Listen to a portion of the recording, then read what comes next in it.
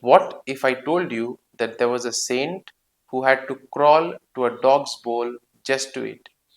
Dear friends, this is the shocking story of Saint Germaine Cousin. Born in France, Germaine lost her mother as a baby. She had a deformed hand and was constantly sick. Her stepmother hated her. She starved her, beat her, even left her in a ditch for 3 days. Soon Germaine was forced to sleep in the barn with sheep because her family feared catching her illness. Most people would have grown bitter, but Germaine became holy. Every day she prayed with a simple knotted string rosary and walked to Mass. She trusted God completely. One day, villagers saw something amazing. Germaine would leave her sheep unattended to attend Mass, yet wolves never touched them.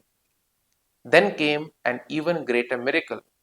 When floodwaters blocked her path to church, witnesses said that the waters parted so that she could cross safely. But her most beautiful miracle was forgiveness.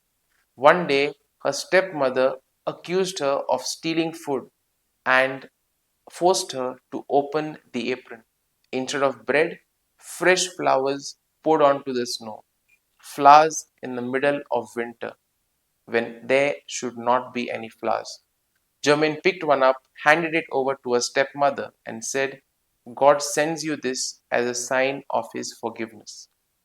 She died at the age of 22 years. 40 years later, her body was found incorrupt. The girl everyone despised had become a saint because God sees beauty where the world sees weakness.